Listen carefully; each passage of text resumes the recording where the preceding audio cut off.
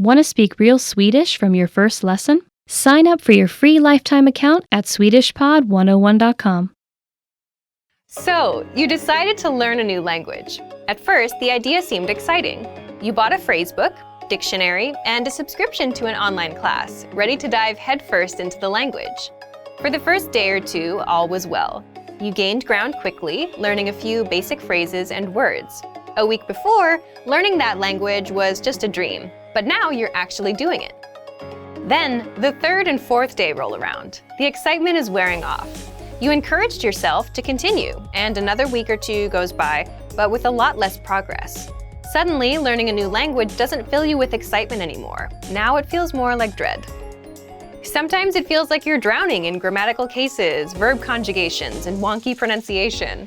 It all seems too much to handle, so you start to think about giving up.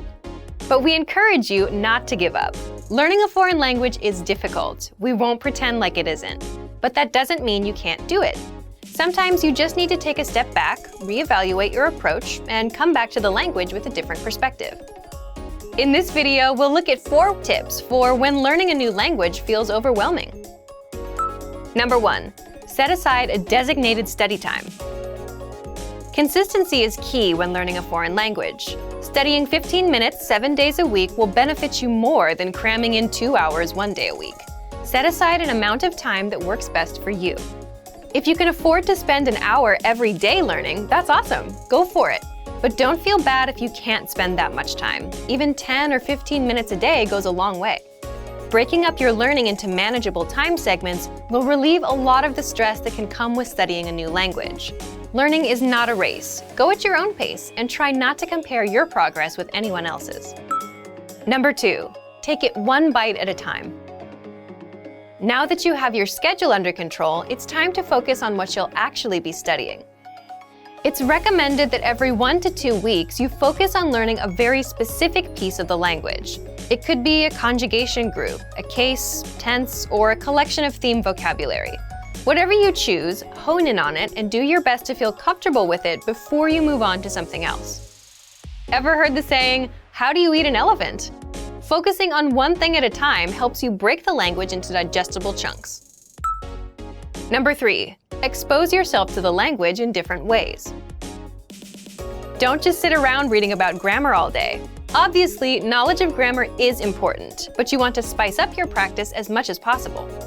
In addition to grammatical study, try to mix in a combination of reading, writing, speaking, and listening. Try to practice reading by either translating a simple article into your native language, or maybe if you're a beginner, pick up a children's book in your target language. For writing, you can try to write out a fictional conversation between you and yourself even. Use the phrases you know to create a mock conversation, and don't use any words you can't think of or you don't remember. To practice speaking, you can find native speakers locally at a language club or at a meetup. You can also find them online in a language exchange. For listening, a great podcast should do the trick. Spread out each type of practice, listening, reading, speaking, and writing, across your regular language study schedule. This will give you a balanced experience in the language and should help keep things interesting. This method also works well when you use it to focus on a single aspect of the language like we talked about above. Number 4. Set mini goals, not just big ones. If your only language learning goal is to be fluent, you're likely setting yourself up for disappointment. While speaking fluently can be your ultimate goal, it shouldn't be your only one. Try to set mini goals, month by month and week by week. It could be something simple. Learn 20 new verbs, practice a new case, or speak with 3 native speakers. As long as it's specific and reasonable to achieve in a shorter amount of time, it should work fine. Not having mini goals alongside your ultimate goal is a lot like sprinting across a huge open field.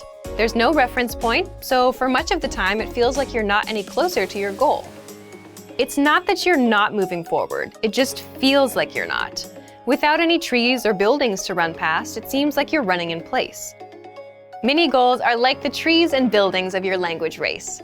They help you see that you're moving forward and give you a sense of accomplishment. The desire for perfection can get in the way of your progress.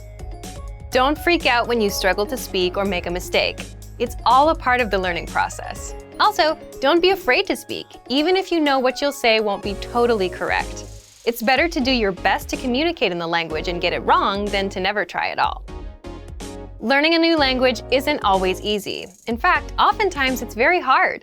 Don't let that discourage you, though. Use these tips to help keep you focused yet unstressed in your language learning. A little perseverance will go a long way. Before long, you'll be speaking better than you may have thought was possible.